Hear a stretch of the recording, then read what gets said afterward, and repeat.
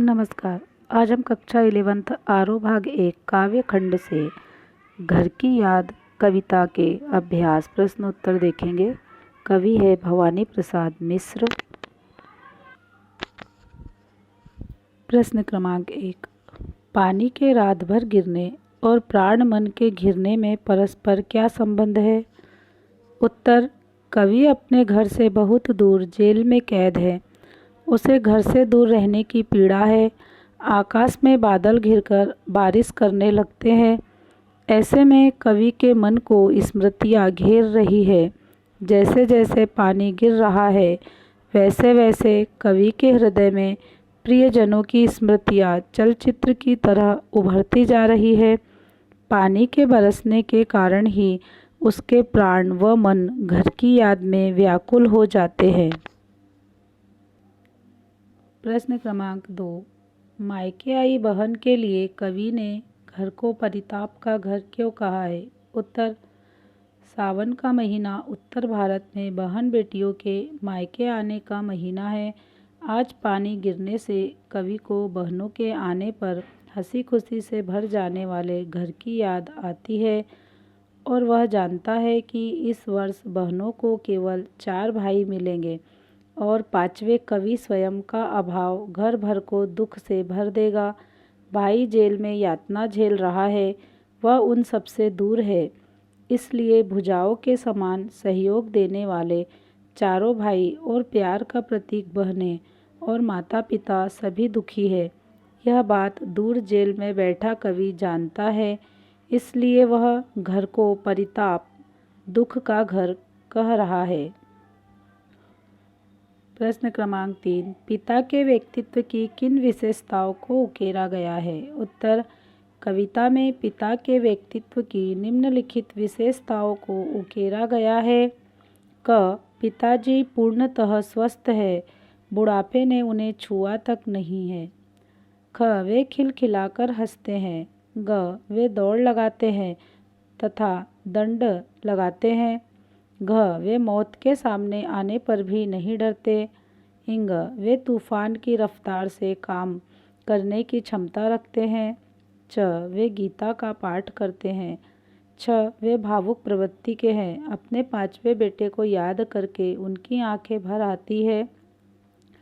ज। वे देश प्रेमी हैं, उनकी प्रेरणा पर ही कवि ने स्वाधीनता आंदोलन में भाग लिया है। प्रश्न क्रमांक 4। निम्नलिखित पंक्तियों में बस शब्द के प्रयोग की विशेषता बताइए। मैं मज़े में हूँ सही है, घर नहीं हूँ बस यही है, किंतु यह बस बड़ा बस है, इसी बस से सब विरस है। उत्तर। एक ही शब्द बस का अनेक बार प्रयोग और अलग अलग अर्थ में प्रयोग कर कवि ने यमक अलंकार से भी अनोखा उदाहरण प्रस्तुत किया है। सबसे पहले कवि कहता है कि मैं बिल्कुल ठीक हूँ, बस अर्थात केवल यह बात है कि घर पर आपके साथ नहीं हूँ। कवि आगे कहता है कि यह बस अर्थात केवल अपने आप में बड़ी बात है। वह कहना चाहता है कि घर से दूर रहना मामूली बात नहीं है, पर इस बस पर वश नहीं है।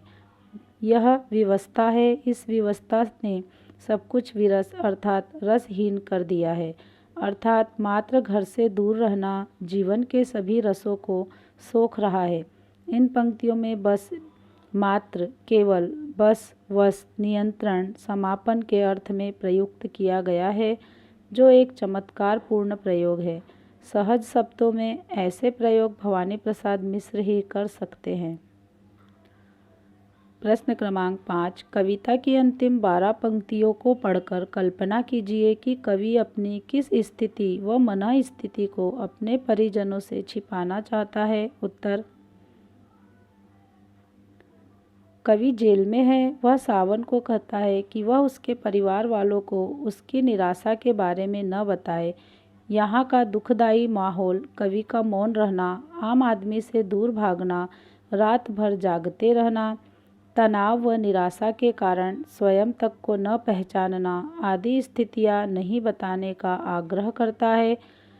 वह उसे चेतावनी भी देता है कि वह कहीं सब कुछ सही न बक दे। उसके बताने के तरीके से भी परिवार वालों को संदेह नहीं होना चाहिए। कवि अपने माता पिता को कोई पीड़ा नहीं देना चाहता, वह उन्हें खुश देखना चाहता है। कविता के आसपास प्रश्न क्रमांक 1, ऐसी 5 रचनाओं का संकलन कीजिए जिसमें प्रकृति के उपादानों की कल्पना संदेशवाहक के रूप में की गई है। उत्तर स्वयं विद्यार्थी करेंगे। प्रश्न क्रमांक 2, घर से अलग होकर आप घर को किस तरह से याद करते हैं, लिखिए। उत्तर, घर हमारे लिए स्वर्ग सा सुखकर और सबसे आत्मीय स्थान होता है। घर से दूर रहकर भी हमारा मन पल पल घर के विषय में ही कल्पनाएं करता रहता है। हर परिस्थिति में हम सोचते रहते हैं कि इस समय मेरे घर पर क्या हो रहा होगा, मेरी माँ क्या कर रही होगी, मेरे पिताजी क्या कर रहे होंगे, मेरे भाई बहन मुझे याद कर रहे होंगे। कोई त्यौहार हो या मौसम बदले, सर्दी गर्मी वर्षा, हर परिवर्तन हमने अपने घर में देखा है। तो घर से दूर होने पर हम हर स्थिति में यही सोचते हैं कि यहाँ तो ऐसा है, पर मेरे घर में वही हो रहा होगा जो मेरे सामने होता था। घर का सुख, घर के भोजन का स्वाद तक हमें याद रहता है। संसार के किसी भी कोने में हम नए नए पकवानों की तुलना भी अपने घर के खाने से करते हैं। विदेश जाकर अपने त्यौहार, संस्कार, पूजा के तरीके, घर की धूप छाँव, पेड़ पौधे, पशु पक्षी सब कुछ याद करते हैं। उसे जीवन का सहारा, शरण स्थली मानते हैं। अन्य महत्वपूर्ण प्रश्नोत्तर। प्रश्न क्रमांक 1, पानी गिरने का क्या अर्थ है, इसका परिणाम लिखिए। उत्तर, पानी गिरने के 2 अर्थ हैं। एक तो सावन की झड़ी लगी है और लगातार वर्षा हो रही है। दूसरा यह कि कवि के नेत्रों से अश्रुधारा बह रही है। इसका परिणाम यह हुआ कि कवि के प्राण और मन घर की याद में घिर गए। उसकी सजल आंखों में उसका घर तैरने लगा। प्रश्न क्रमांक 2, घर की याद के साथ साथ कवि को और कौन याद आ रहा है। उत्तर, घर के साथ साथ कवि को अपने 4 भाई जो उसकी भुजा के समान हैं याद आ रहे हैं। उसे अपनी 4 प्यारी बहनें याद आ रही है जो सावन में मायके आई होगी। उसे अपनी माँ और पिताजी की भी याद आ रही है जिनका स्नेह यहाँ तक अर्थात कवि तक फैला हुआ है। प्रश्न क्रमांक 3, कवि का भरा पूरा घर आज परिताप का घर क्यों है। उत्तर, कवि के घर में सुख और स्नेह के सब साधन हैं। 4 मजबूत भुजाओं जैसे भाई, सदा प्यार करने वाली बहनें, ममत्व बिखेरती माँ और प्रोत्साहन देने वाले पिताजी से घर भरा हुआ है। आज जब कवि जेल में है तो उसके अभाव ने घर के प्रत्येक सदस्य को दुखी कर दिया है, जिससे कवि का घर अपने आप में परिताप का घर बन गया है। प्रश्न क्रमांक 4, केवल स्त्रियों को ही घर का मोह नहीं सताता, कविता के आधार पर सिद्ध कीजिए। उत्तर, घर की याद कविता पुरुषों की भावुकता का परिचय देती है। कवि घर के एक एक सदस्य के साथ स्नेह और प्रेम के बंधन में बंधा है। उसकी स्मृतियाँ इतनी भाव भरी है कि स्त्रियों के मन से कहीं ज़्यादा ही है, कम नहीं। कवि के मोह की विशालता का ही परिचायक है उसका देश प्रेम, जिसके चलते वह अपना घर द्वार, स्नेह, संसार छोड़कर जेल तक पहुंच गया है।